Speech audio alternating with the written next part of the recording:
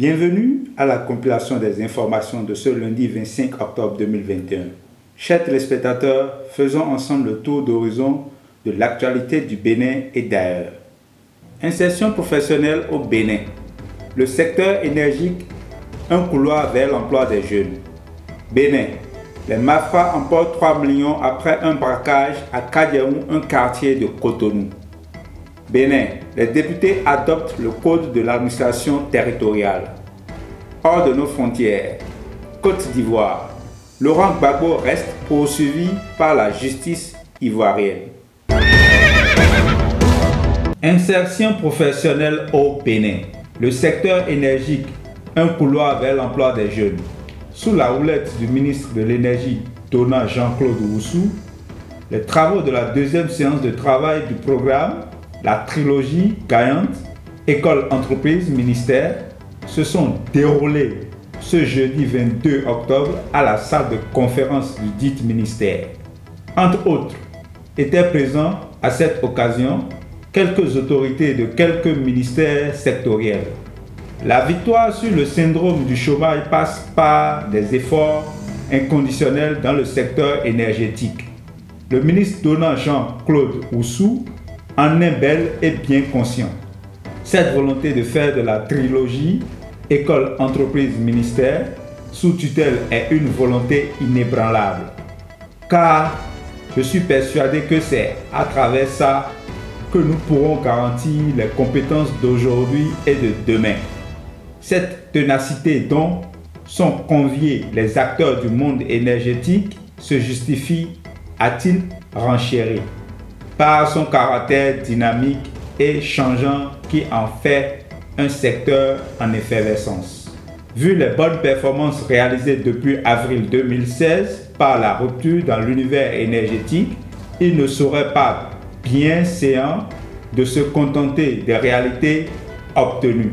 Mieux, il trouve nécessaire d'aller plus loin en faisant étendre cette initiative à tous les domaines avec les acteurs principaux.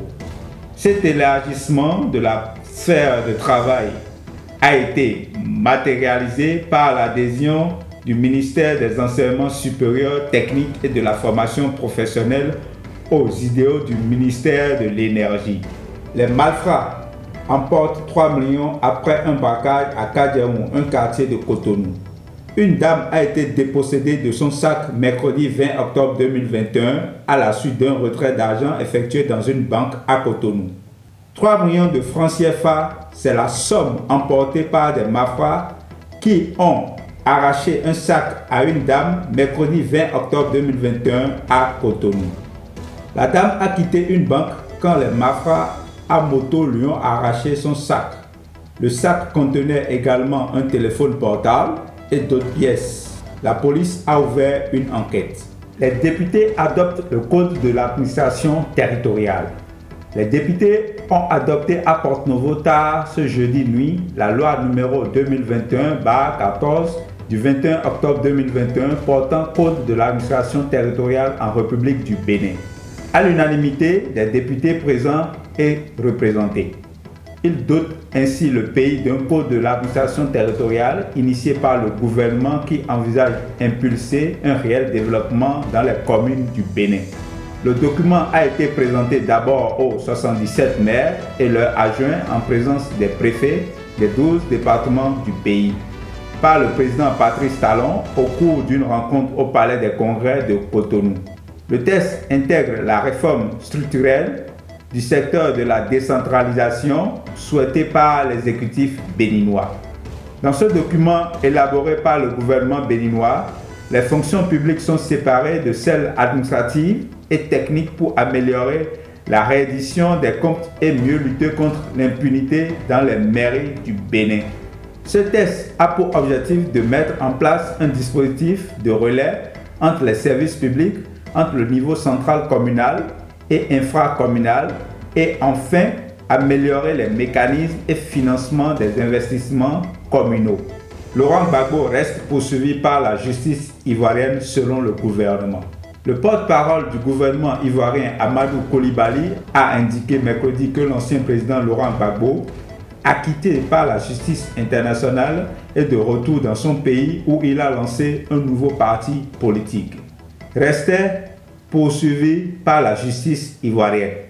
Monsieur Laurent Gbagbo a beau être étonné, il demeure poursuivi devant la justice ivoirienne pour des faits totalement différents de ceux qui ont été jugés par la Cour pénale internationale CPI, a affirmé M.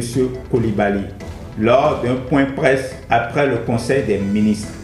En janvier 2018, Laurent Gbagbo avait été condamné ainsi que 3 co-accusés à 20 ans de prison pour le braquage de la Banque centrale des États d'Afrique de l'Ouest, BCAO, pendant la crise post-électorale de 2010 à 2011. Selon M. Coulibaly, Laurent Gbagbo a beaucoup de conflits à régler, y compris des conflits avec sa propre personne. Définitivement acquitté fin mars par la CPI pour crimes contre l'humanité lors de cette même crise de 2010 à 2011. M. Gbagbo est rentré le 17 juin en Côte d'Ivoire où il est actuellement libre.